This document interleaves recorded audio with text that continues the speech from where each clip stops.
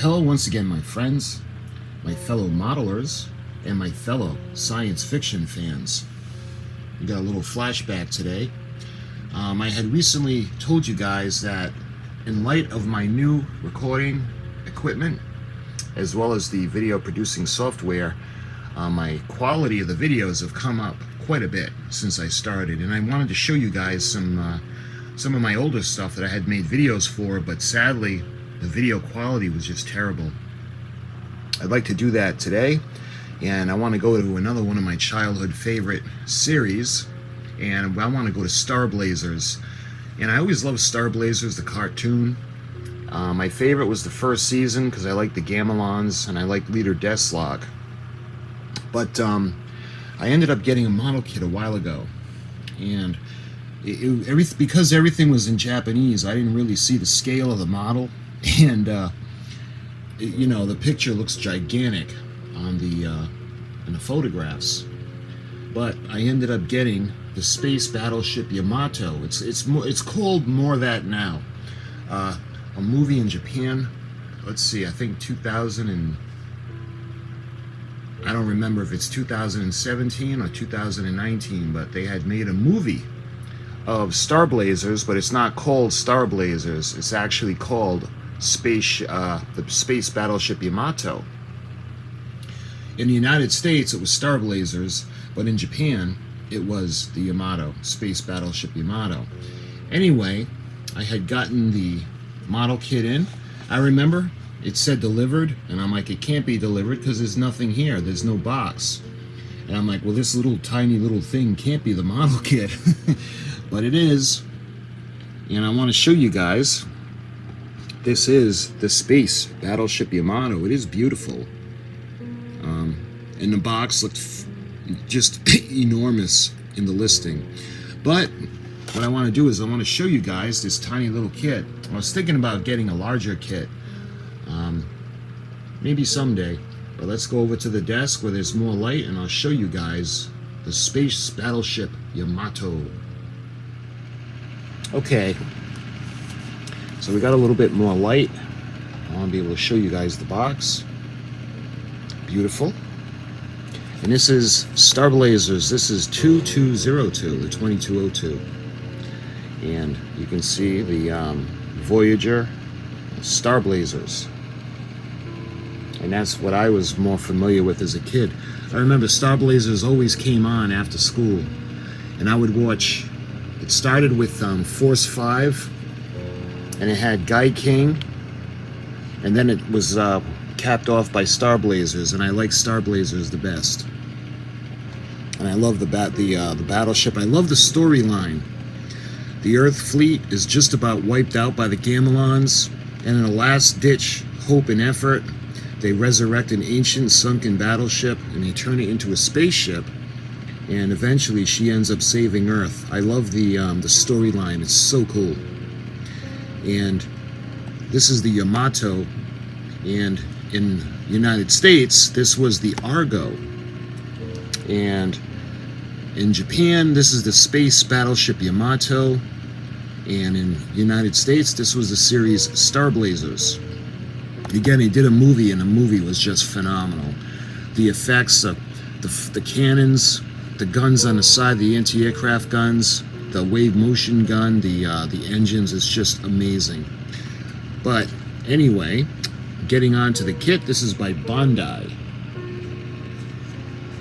And showing you the side of the box, this is the Yamato U.N.C.F. BBY-01.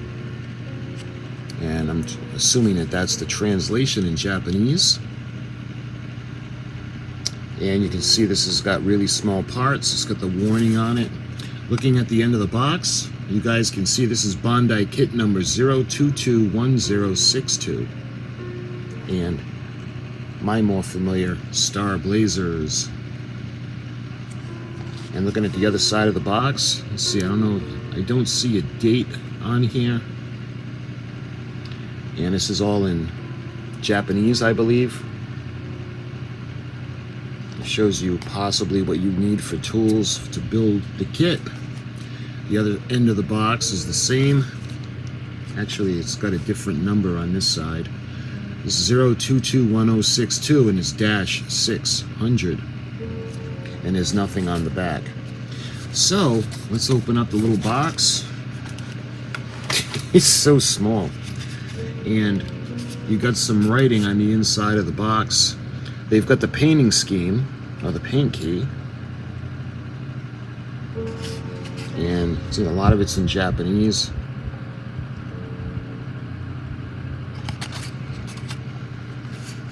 And you can see the this side of the box for customers in Japan only. And I really don't know what that says. Again, it's in Japanese. And I'm thinking this is 2018 release. I'm not sure though. I think it was way before that, but. And you can see their website, Bandai, hobby site, bandaihobby.net. And what they did was they actually, in order to save, well, because it's such a small kit, they actually put the instructions in. So we got part 1, part 2, with the formation of the ship herself, going down to part 3 where we start to add everything to the hull, part 4, 5, putting the bridge together, and 6. And you can see BM1. You can see the parts. So that's all the paperwork that comes with it, and it's actually printed on the inside of the box. So let's take a look at the kit itself. It comes wrapped in plastic, and I had already opened it up and showed you guys. And let me see. I got the packing slip, but it doesn't have the actual. I got this in May of 2018, so maybe it was close to 2018. Anyway, this was the slip that came with it, and on the bottom there is more writing, but I am not sure what that says.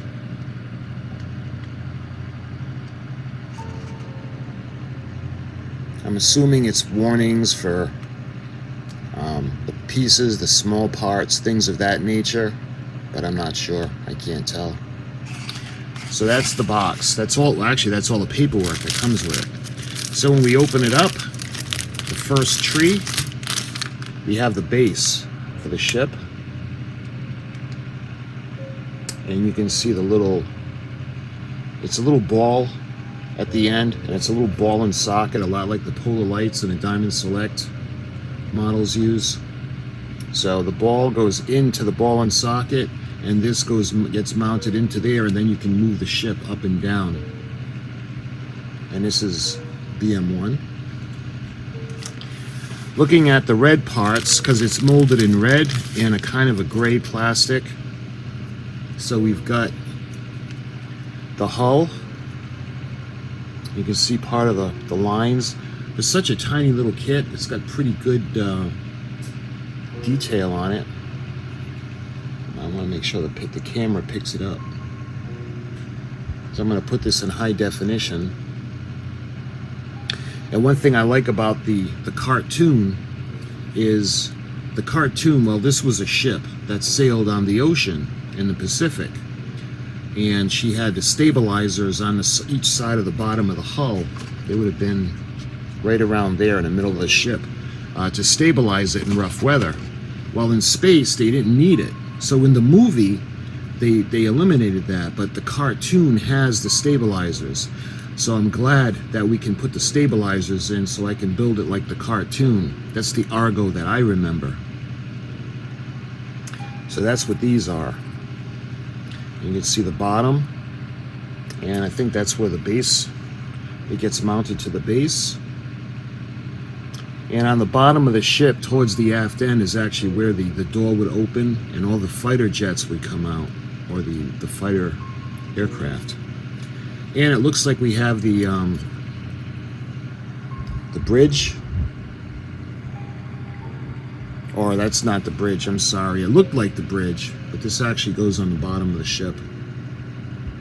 That's right. Giving it, because since it was molded in red, should have been a dead giveaway. But you see, when we go back and I show you the bridge, I'll show you how similar they're going to look. But anyway, we got more parts for the bottom, and I'm not sure if this is supposed to be the rudder. The parts are so small I can't really tell. I'm not really good at scales, but I don't know if this is a 1/2500 scale because it's so small, or 1/2000 scale, and that's the 132 or the B2, depending how you can look at it. Sprue. And looking at the second one, you got the other half of the ship, the bottom part, and again you got the back, the bottom, and I think it was around this area. All right, let me make sure which one's facing forward, unless it went this way. And towards the aft end of the ship they had a little door, and that's where all the little fighters would come out. You can see some more of the pieces that are going to go on the bottom. And this sprue is B1. Now we go to the top part of the ship, and you can see they have the same, everything's molded in color, and it's kind of like a gray. When I was a kid, the ship was blue. I remember the ship being blue, and this is kind of like a gray kind of color, dark gray. And again, the detail, maybe to give it a quick little paint job and then give it a dry wash. I don't know if the paint would totally close up all the detail.